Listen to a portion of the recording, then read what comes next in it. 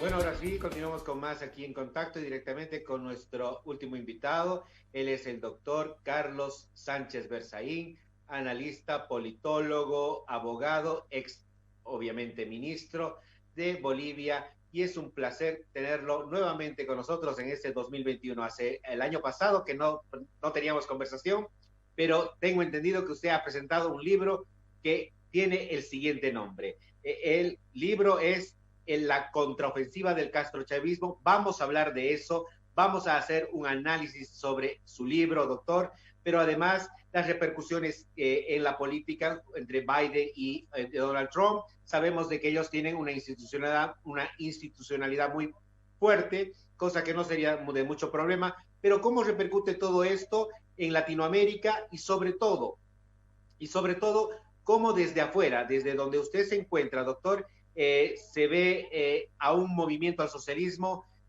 con crisis, donde una figura como Eva Copa se sale del MAS, con un vicepresidente Choquehuanca, le da ciertas directrices de diálogo en contra de la figura de Evo Morales.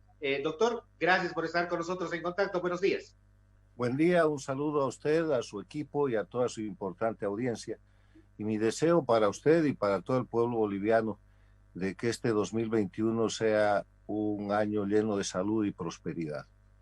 Bueno, empecemos por el principio. Usted ha hablado del libro, está aquí, se llama Ofensiva del Castrochavismo, lo presentamos en el diciembre pasado.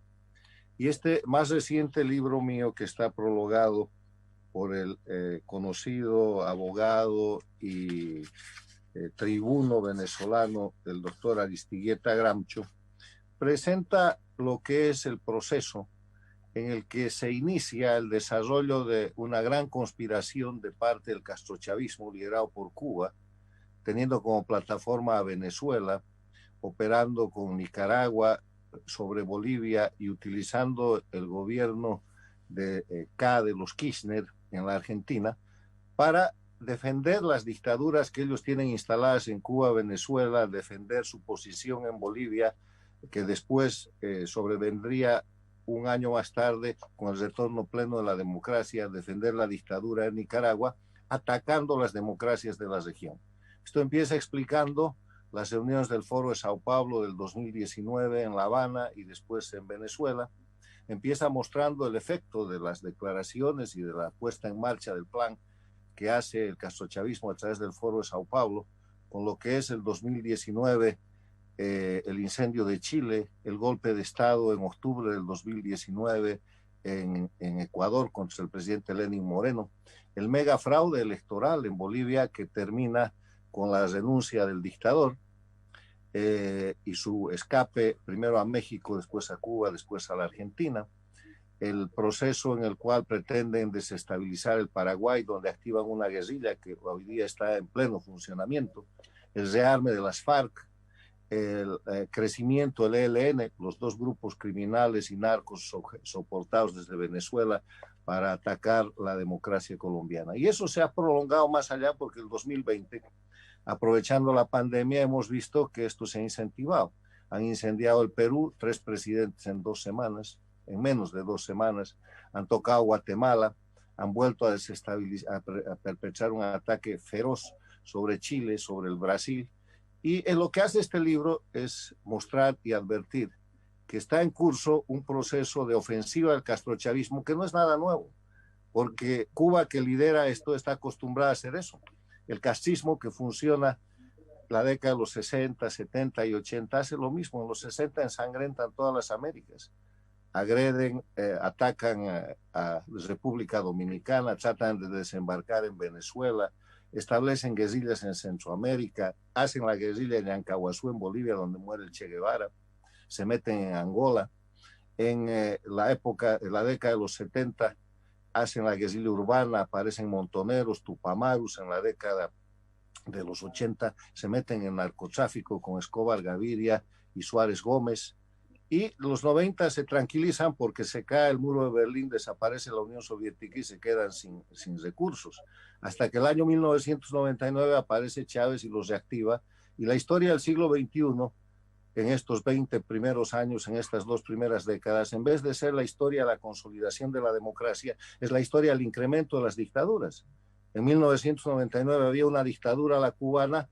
Hemos llegado a tener hasta 7 dictaduras en el siglo XXI y hoy día tenemos 4 que son efectivas y un gobierno absolutamente castrochavista. La dictadura de Cuba, la dictadura de Venezuela, la dictadura de Nicaragua, la dictadura en Bolivia que se haya implantado en pleno después del colosal fraude electoral del pasado 18 de octubre, del cual el país todavía no se recupera, y el gobierno castrochavista de Kirchner, Fernández Kirchner en la Argentina, que es castrochavismo puro en un país todavía democrático. Entonces, de eso trata el libro, está en Amazon, lo pueden descargar por 99 centavos en la versión digital de Kindle, y es un libro documentado, es un libro que recorre el 2019, caso por caso, etapa por etapa.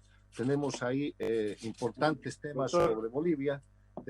Hay todo un capítulo de la lucha del pueblo boliviano para derrotar al dictador. Doctor, permítame. Efectivamente, yo estaba leyendo varios análisis sobre este libro. Lo veo bastante fundamentado, está muy bien estructurado, está país por país, gobierno por gobierno, está bien detallado. Y algo que me llamó mucho la atención es de que efectivamente usted termina concluyendo o bueno, dando a conocer de que estos gobiernos de tendencia socialista del siglo XXI no se los debería tomar en cuenta como como algo político en sí, sino que son una organización de carácter criminal y que más bien se mimetizan o utilizan la política y lo político para hacer sus arremetidas. Mire, Cuba, Venezuela, Bolivia y Nicaragua están bajo el control de grupos criminales transnacionales que están integrados y que empezaron llamándose Movimiento Bolivariano, después se llamaron Socialismo del siglo XXI, que hoy día se llama castrochavismo. Hay que ver los hechos solamente para demostrar esto. Los 4 son narcoestados. Los 4 financian y soportan el terrorismo de origen islámico. Los 4, Cuba, Venezuela, Bolivia y Nicaragua, son declaradamente antiimperialistas y con esa declaración, con ese discurso, ponen en marcha procesos para conspirar contra la estabilidad democrática del resto de los países. Son países, son estados, son grupos que detentan el poder, que han hecho desaparecer el Estado de Derecho. Mire el ejemplo de Bolivia. Evo Morales, que tendría que estar enjuiciado por una centena de crímenes, en 3 días ha hecho desaparecer todas las acusaciones, desde las acusaciones del fraude electoral hasta las acusaciones de estupro, violación y abuso de menores. Y está en Bolivia campante con impunidad porque maneja todo el sistema de justicia y es el dictador en jefe de Bolivia. O sea, lo mismo en Cuba. Los Castro, Fidel se ha muerto y su hermano se va a morir en impunidad después de fusilar, matar, violar los derechos humanos, torturar, invadir. Lo mismo que en Venezuela, Chávez ha muerto en impunidad y ahí tenemos a Maduro buscado por la justicia internacional con $15 millones de premio por su captura.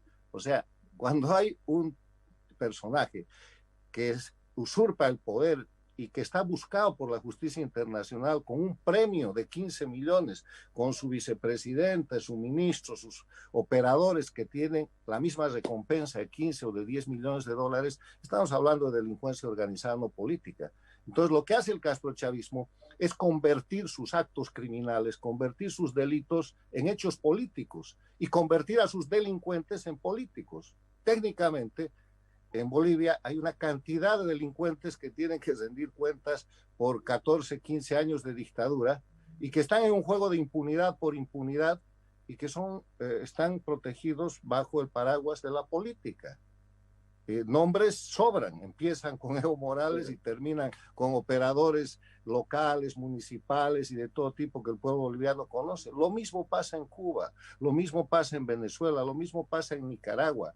O sea, el castrochavismo es la organización de delincuencia organizada transnacional que utiliza la política para para ejecutar delitos, para tener impunidad y para detentar indebidamente el poder en países como Cuba, Venezuela, Bolivia y Nicaragua, y están liderados por la dictadura de Cuba. Ahora, doctor, ¿qué está pasando en Estados Unidos? Muchos pensaban que con un cambio de gobierno iba a haber un nuevo orden político que iba más o menos a ordenar o reestructurar las Américas. Lo que está pasando en Estados Unidos, Biden versus Donald Trump, y obviamente muchos pensaban de que ya se iba a generar un nuevo cambio. Este cambio se espera, no se espera. ¿Qué va a pasar con el gobierno de Guaidó? ¿Qué está pasando? ¿Qué va a pasar con Chile en la nueva constitución? Y obviamente con todo lo que corresponde a un nuevo orden político en las Américas. Mire, lo que interesa a los países de América Latina respecto a Estados Unidos es su política exterior. La política exterior de Estados Unidos durante el siglo XXI ha sufrido bastantes cambios. El siglo XXI se inaugura con el paradigma de política exterior de Estados Unidos de sostenimiento de la democracia, lucha contra el narcotráfico y gestiones económicas de bajo déficit, o sea, gobiernos eficientes. Viene el 11 de septiembre del 2001, el ataque terrorista contra Estados Unidos, las Torres Gemelas, Washington, y el presidente George W. Bush va dejando paulatinamente la acción de política exterior sobre América Latina y abandona América Latina. Y mientras eso sucede, aparece el castrochavismo. En su primera versión de movimiento bolivariano, el castrismo disfrazado de movimiento bolivariano, socialismo del siglo XXI, y ocupa prácticamente las Américas. En la primera década del siglo XXI, el castrochavismo controla casi todos los países de las Américas, inventa el Petrocaribe para someter y controlar a los países del Caribe, controla la Organización de Estados Americanos del 2005 al 2015 con Insulza, y el liderazgo está en manos de Chávez hasta que muere Chávez.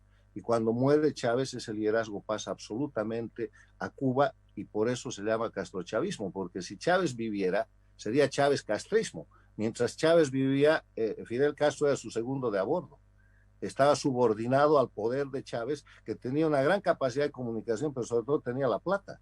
Era el tipo que había salvado a la propia Cuba, salvó a la Argentina y así despilfarró toda la riqueza de Venezuela. Entonces, en ese escenario llega el gobierno del presidente Obama y el gobierno del presidente Obama está marcado por pasar de la tolerancia con estos regímenes no democráticos, con el crecimiento de las dictaduras en América Latina, a una acción directa y una acción positiva de primero mantener una apertura con Cuba. En la Cumbre de las Américas del 2015 en Panamá se encuentran Raúl Castro y el presidente Obama, y después se abren relaciones Estados Unidos con Cuba. Y eso es una gran oportunidad, muy respaldada, muy criticada, depende de dónde se vea, para permitirle a Cuba transitar de la situación de Estado criminal y a sus dirigentes a la política real. Pero lo que ha pasado es que han despreciado esa oportunidad y lo único que ha hecho Cuba es hacer fracasar y demostrar que la nueva política del presidente Obama ha sido repudiada y ha sido perjudicada por la conducta constante criminal de la dictadura cubana, que no solamente ha persistido en sus actos criminales, sino que los ha ampliado al control de Venezuela y los ha sostenido en la región. Cambia nuevo el gobierno, llega el presidente Trump y cambia la política a una política de defensa de los principios y valores de los derechos humanos, de la libertad, y empieza una dinámica de sanciones. Empieza de nuevo la lucha contra el narcotráfico. Ahora mismo hay en curso un operativo que está dirigido a Venezuela y a Cuba por 19 países que en el Caribe están moviendo sus flotas navales, incluyendo la Gran Bretaña, España, Colombia, Canadá, Estados Unidos, México, Brasil, 19 países, para controlar el narcotráfico que ejercen entre Venezuela y Cuba en esa zona.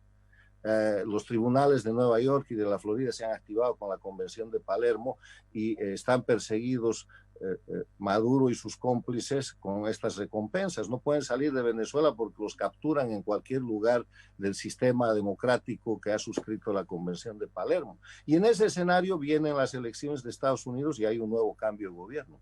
Entonces, la apuesta del castrochavismo en este momento es tratar de influir para lograr que polarizando o aprovechando la polarización interna entre el presidente Biden entrante y el presidente Trump saliente, ellos puedan cambiar la política exterior de los Estados Unidos para producir una cosa que sería realmente curiosa, que es que la dictadura cubana que está agonizando, porque el Estado de Cuba no puede ser peor, es tan peor que en 1999. La dictadura de Venezuela, que está en una situación terminal, tanto por los hechos criminales como por la crisis humanitaria. La dictadura de Nicaragua, sean salvadas por la política exterior de los Estados Unidos. Esa es la estrategia que ellos han planteado, que están tratando de trabajarla con lobistas, con simpatizantes, pero Estados Unidos tiene institucionalidad y además una política exterior se formula en base a los principios y valores de un país, y Estados Unidos es la democracia más importante del mundo, y en base a los intereses de un país. Y Estados Unidos sabe que el ataque del narcotráfico le viene de Cuba, Venezuela, Bolivia y el castrochavismo, que ellos sostienen el terrorismo de origen islámico, que ellos impulsan el tema de las migraciones ilegales, que ellos atacan de la manera que pueden, siendo aliados de todos los adversarios y enemigos de Estados Unidos. Irán,